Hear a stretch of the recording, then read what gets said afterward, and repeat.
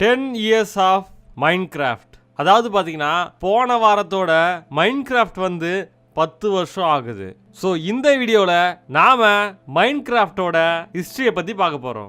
சரி, ரொம்ப பேசாமல் வீடியோக்குள்ளே போகலாம். ஆனால் அதுக்கு முன்னாடி நீங்கள் இன்னும் நம்ம சேனலை சப்ஸ்கிரைப் பண்ணலன்னா சப்ஸ்கிரைப் பண்ணிவிட்டு அந்த பெல் பட்டனையும் ப்ரெஸ் பண்ணிக்கோங்க. அப்போ தான் நான் போகிற வீடியோ சீக்கிரமாக உங்களுக்கு வரும். சரி, ரொம்ப பேசாமல் வீடியோக்குள்ளே போகலாம். இது உங்கள் கேம் எஸ்டிடி. எஸ்டிடின்னா வரலாறு தானே.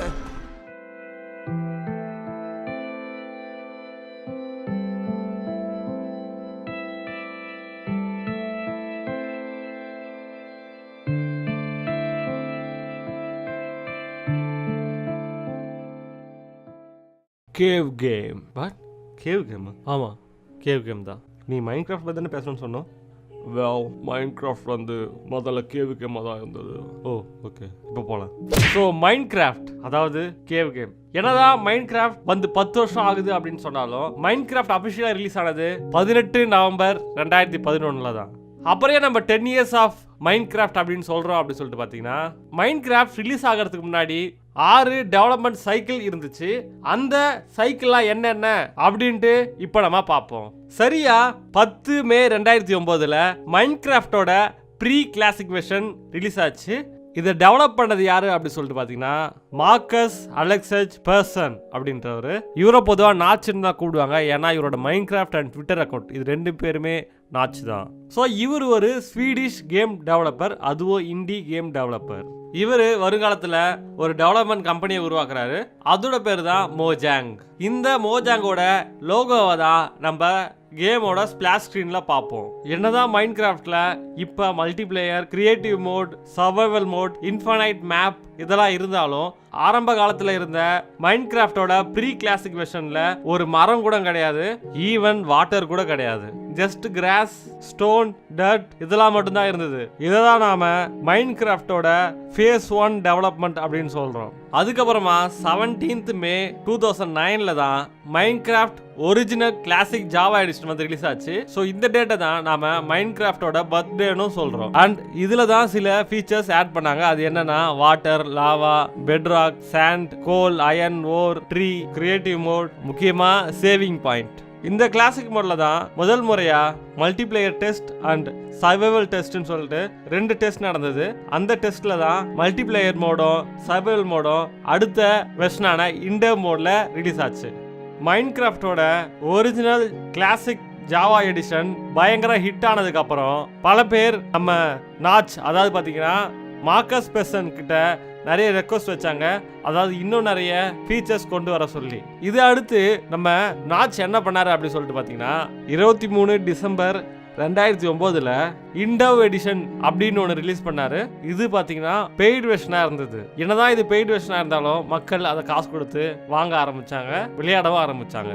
இதை தான் நம்ம 3வது டெவலப்மெண்ட் ஃபேஸ் அப்படின்னு சொல்றோம். இதில் தான் Indev house, inventory, crafting, map, lighting, day and night cycle, farming, torch, இன்னும் எக்ஸ்ட்ரா நிறைய சவுண்ட், அப்புறம் பார்த்தீங்கன்னா டைட்டில் ஸ்க்ரீன், இது எல்லாமே இதில் தான் வந்தது. இண்டவ் எடிஷனுக்கு அப்புறம் February 27, 2010 நம்ம நாச் இன்ஃப்டேவ் அப்படின்ற ஒரு வெர்ஷனையும் ரிலீஸ் பண்ணியிருந்தாரு. இது வந்து பார்த்தீங்கன்னா மைன்கிராஃப்டோட 4th டெவலப்மெண்ட் ஃபேஸ். மைன்கிராஃப்டோட இண்டவ் எடிஷன் சக்சஸ் ஆனதுக்கு அப்புறம் நம்மளோட நாச் இதை நெக்ஸ்ட் லெவலுக்கு கொண்டு போக நினைச்சாரு. அதுதான் என்னன்னா இன்ஃபனைட் மேப் ஜென்ரேஷன். மேப் மட்டும் இல்லை, ஈவன் கேவ்ஸுமே இன்ஃபனைட்டா ரேண்டமா ஜென்ரேட் ஆகும். ஸோ இந்த இன்ஃப்டவ் எடிஷன்ல பார்த்தீங்கன்னா இந்த infinite map, 3D clouds, complex cave system, ladders, doors, mine carts, dungeon இது எல்லாம் நியூ ஃபீச்சர்ஸா ஆட் பண்ணாங்க. மைன்கிராஃப்ட் இன்ஃப்டேவ் எடிஷனுக்கு அப்புறம் நம்ம நாச் அவரோட ஜாபை ரிசைன் பண்ணிடுறாரு. எதுக்காக அப்படின்னு சொல்லிட்டு பார்த்தீங்கன்னா, மைன்கிராஃப்டில் ஃபுல் டைமாக ஒர்க் பண்ணுறதுக்காக. அதுக்கப்புறமா மைன்கிராஃப்டோட ஆல்ஃபா எடிஷனை அதாவது பார்த்தீங்கன்னா 30 ஜூன் 2010 ரிலீஸ் பண்ணுறாரு. அது மட்டும் இல்லாமல் இது கொஞ்சம் அதிகமாகவே ஹிட் ஆகுதுன்னு கூட சொல்லலாம். இது ஒரு குறிப்பிடத்தக்க அளவுக்கு ரீச் ஆனதுனால நம்ம நாச் முதல் மைன்கான் அனௌன்ஸ் பண்றாரு. எப்பன்னு பாத்தீங்கன்னா 31 ஆகஸ்ட் 2010. இந்த மைன்கான் ஈவெண்ட்டுக்கு மொத்தம் 30 பேர் வராங்க. இந்த ஈவெண்ட் தான் மைன்கிராஃப்டோட ஃபர்ஸ்ட் மைன்கான் ஈவெண்ட். மைன்கான்னா என்னன்னு இன்னமும் உங்களுக்கு சந்தேகம் இருந்ததுன்னா அதை பத்தி ஒரு சின்னதா குட்டி கதை பார்த்துருவோம். அது என்ன அப்படின்னா, மைன்கான் அப்படின்றது ஒரு ஈவெண்ட். இந்த ஈவெண்ட்ல பாத்தீங்கன்னா developers, Minecraft players and YouTubers இவங்க எல்லாரும் ஒன்னா லைவ் கான்ஃபரன்ஸ் மாதிரி நடக்கும் ஒரு குறிப்பிட்ட இடத்துல. ஸோ அந்த ஈவெண்ட்ல நமக்கு தேவையான கேள்விகள்லாம் கேட்கலாம். அந்த ஈவெண்ட்ல பிளேயர்ஸ் எல்லாரும் அவங்களோட டவுட்ஸை டெவலப்பர்ஸ் கிட்ட கேட்டு தெரிஞ்சுக்கலாம். There's a bit of a rivalry between me and my friends back at home about whether cows or pigs are better. Are you the cow guy? Yeah. Oh.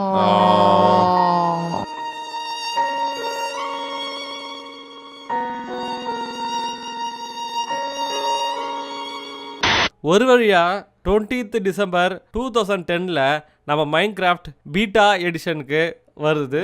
இந்த பீட்டா எடிஷனில் தான் நிறைய புது புது விஷயங்கள், அது மட்டும் இல்லாமல் நம்ம இப்போ பார்க்குற மைன்கிராஃப்டா அந்த மைன்கிராஃப்ட் இருக்குது. முக்கியமாக சொல்லணும்னா மைன்கிராஃப்டோட music, sounds, inventory, lighting mechanisms, weather அதாவது ரெயின், ஸ்னோ இது எல்லாமே வந்தது. இதுக்கப்புறம் 16 ஆகஸ்ட் 2011 நம்ம மோஜாங் அதாவது பார்த்தீங்கன்னா நம்மளோட நாச் வந்து மைன்கிராஃப்டோட பேக்கெட் எடிஷனோட ஆல்ஃபா ரிலீஸை பண்ணுறாங்க. ஸோ இந்த ஆல்ஃபா ரிலீஸ் வந்து பார்த்தீங்கன்னா ஜாவால ரைட் பண்ண கேம். ஸோ இது வந்து பார்த்தீங்கன்னா நிறைய மொபைல் பிளாட்ஃபார்ம்ஸில் சரியாக ஒர்க் ஆகலை. ஸோ இதனால் ஒரிஜினல் பேக்கெட் எடிஷனில் இந்த எல்லா கோடையும் C++ல ரீரைட் பண்ண வேண்டிய அவசியம் வந்துடுச்சு. கடைசியாக 2011 நவம்பர் 18 அன்னைக்கு லாஸ் வெகாஸ்ல நடந்த மைன்கான் ஈவெண்ட்ல நம்மளோட நாச் அதாவது பார்த்தீங்கன்னா இப்போ மோஜாங் கம்பெனியோட CEO மார்க்கஸ் பெர்சன் மைன்கிராஃப்டோட அஃபிஷியல் ஃபுல் வெர்ஷனை ரிலீஸ் பண்ணுறாரு. அதுவும் 5000 ஃபேன்ஸ் மத்தியில். நான் ஏற்கனவே சொல்லியிருப்பேன் 2010 மொத்தம் 30 பேர் தான் வந்திருந்தாங்க, அதாவது பார்த்தீங்கன்னா மைன்கான் ஈவெண்ட்டுக்கு அப்படின்னு சொல்லியிருந்தேன். வெறும் ஒரு வருஷம் கேப்பில் 30 பேரில் இருந்த மைன்கான் விசிட்டர் கவுண்ட் 5000 மாறிடுச்சு. இது ஒரு மிகப்பெரிய வெற்றி, இல்லைனா ஒரு ரெவல்யூஷன் கூட சொல்லலாம். இந்த வீடியோ பார்க்குற நிறைய பேர் என்னடா இது இந்த கேமுக்குலாம் இவ்வளோ பெரிய வீடியோ போட்டிருக்கீங்களே அப்படின்னு சொல்லிட்டு நினைக்கலாம். பட் இது வரைக்கும் அதிகமாக செல்லான கேம் எது அப்படின்னு கேட்டிங்கன்னா அது மைன்கிராஃப்ட் தான். அதே மாதிரி யூடியூப்ல அதிகமாக பார்த்த கேமிங் வீடியோ எதுன்னு கேட்டிங்கன்னா அதுவும் மைன்கிராஃப்ட் தான். ஈவன் பியூடிபையோட முதல் அதாவது இப்போதைக்கு இருக்க முதல் பப்ளிக் வீடியோவும் மைன்கிராஃப்ட் தான். இதை நாம நம்மளோட போன கேம் STDலேயே சொல்லியிருப்போம். அந்த வீடியோவோட கார்டு மேலே தரேன், அதையும் செக் பண்ணிடுங்க. ஒரு இண்டிவிஜுவல் கேம் டெவலப்பரா தன்னோட கேவ் கேம் ப்ராஜெக்டை ஸ்டார்ட் பண்ண நாச் இப்போ ஒரு $multi-billion சொந்தக்காரர். அது மட்டும் இல்லாமல் மோஜாங் கம்பெனியோட ஃபவுண்டர் அண்ட் CEO. மைன்கிராஃப்ட்ல இன்னொரு முக்கியமான விஷயம் ஒன்று சொல்லணும். பொதுவாக கேம்ஸ்னாலே பேரண்ட்ஸ் பயப்படுவாங்க, அதாவது வயலன்ஸாக இருக்கு அப்படின்னு சொல்லிட்டு. பட் மைன்கிராஃப்ட் எஜுகேஷனல் எடிஷனும் ஒன்று இருக்கு. ஸோ அதை ஸ்கூல்ஸ்லாம் கூட ப்ளே பண்ண சொல்றாங்க.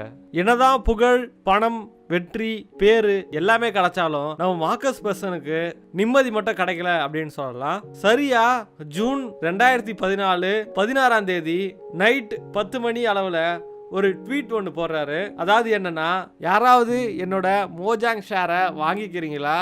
நான் என்னோட லைஃப்பை பார்த்துட்டு போக வேண்டியது இருக்கு. நல்ல விஷயத்த செய்யறதுக்காக ட்ரை பண்ணி அதனால என்னால் மக்கள்கிட்ட இருந்து வெறுப்பை சம்பாதிக்க முடியாது அப்படின்னு ட்வீட் பண்ணியிருந்தாரு. இந்த ட்வீட் பண்ணி கொஞ்ச நாள்லயே மார்க்கஸ் பெர்சனுக்கு நிறைய மெசேஜஸ் அண்ட் ஆஃபர்ஸ் வருது மல்டிபிள் கம்பெனிஸ் கிட்ட இருந்து. பட் இதை பற்றி மார்க்கஸ் பெர்சன் கிட்ட கேட்கும்போது அவர் என்ன சொன்னார் அப்படின்னு சொல்லிட்டு பார்த்தீங்கன்னா, நான் இதை சும்மா தான் போட்டேன், பட் இது ஒரு பெரிய ஆஃபரை என்கிட்ட கொண்டு வந்தது. ஸோ நான் அதை பற்றி திங்க் பண்ண வேண்டியது இருந்தது, அதனால நான் இந்த முடிவு எடுக்க வேண்டியதாக போயிடுச்சு அப்படின்ட்டு சொன்னார். அது எந்த முடிவு அப்படின்னு சொல்லிட்டு கேட்டிங்கன்னா, மார்க்கஸ் பெர்சன் 15 செப்டம்பர் 2014 அன்னைக்கு தன்னோட ஷேரை அதாவது மோஜாங் கம்பெனியை மைக்ரோசாஃப்ட்டுக்கு வித்துறாரு. அதுவும் எவ்வளோ அமௌண்ட்டுக்கு அப்படின்னு சொல்லிட்டு பார்த்தீங்கன்னா $2.5 பில்லியன். இதை நீங்க இந்தியன் ருபீஸ் கன்வெர்ட் பண்ணீங்கன்னா கிட்டத்தட்ட 17,000 கோடிக்கு மேல வருது. பா எவ்வளவு பெரிய அமௌண்ட் இல்ல. ஸோ மைக்ரோசாஃப்ட் இந்த கேமை $2.5 பில்லியன் மைன்கிராஃப்டை மார்க்கஸ் பர்சன் கிட்ட இருந்து வாங்கிடுது. இதனால மார்க்கஸ் பர்சன் தன்னோட செட்டில்மெண்டோட மைன்கிராஃப்டை விட்டுட்டு போக வேண்டியதுதான். நான் வாழ்ந்த இந்த வீட்டுல கடைசியா ஒரு தடவை உட்காந்துட்டு வந்துடுறேன்.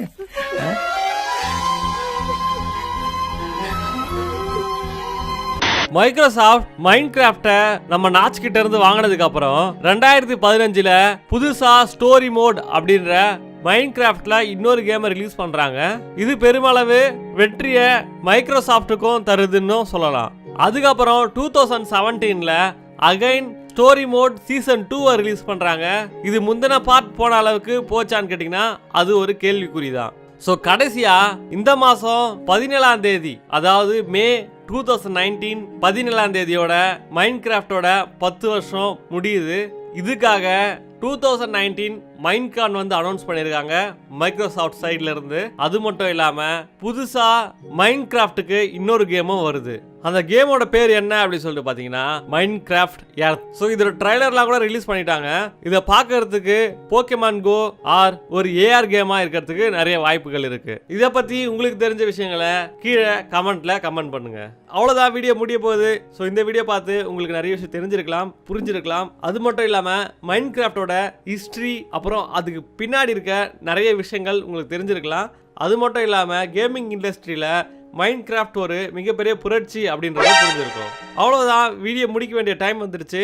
வீடியோவை எண்ட் பண்ணலாம். ஆனா அதுக்கு முன்னாடி நான் சொல்ல வேண்டிய சில விஷயங்கள் இருக்கு. அது என்னன்னா, இவ்வளவு நேரம் வீடியோ பார்த்தவங்களுக்கு நன்றி. அது மட்டும் இல்லாம இந்த வீடியோ நல்லா இருக்கு அப்படின்னு தோணுச்சுன்னா கண்டிப்பா உங்களோட ஃப்ரெண்ட் கூட ஷேர் பண்ணுங்க. முக்கியமா கேமர்ஸ் கூட ஷேர் பண்ணுங்க. ஏன்னா இந்த வீடியோ ஒர்க் பண்றதுக்கு மட்டுமே கிட்டத்தட்ட நான் 1 வீக் எடுத்துக்கிட்டேன். ஸோ இந்த ஒர்க்கை நீங்க சப்போர்ட் பண்ணாதான் இந்த மாதிரி நிறைய ஒர்க் என்னால பண்ண முடியும்.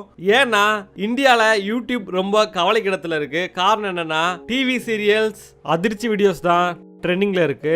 யூடியூபர்ஸ், அதாவது இண்டிவிஜுவல் யூடியூபர்ஸோட நிலைமை உண்மையாவே கவலைக்கிடம் தான். ஸோ அதை மனசுல வச்சுக்கிட்டு நிறைய இண்டிவிஜுவல் யூடியூபர்ஸை சப்போர்ட் பண்ணுங்க, கூடவே எங்களையும் தான். சரி, ரொம்ப பேசுறேன்னு நினைக்கிறேன். ரொம்ப பேச வீடியோ எண்ட் பண்ணலாம். இது உங்க A2D சேனலோட கேம் STD. அடுத்த வீடியோல உங்களை பார்க்குறேன். அது வரைக்கும் பாய்.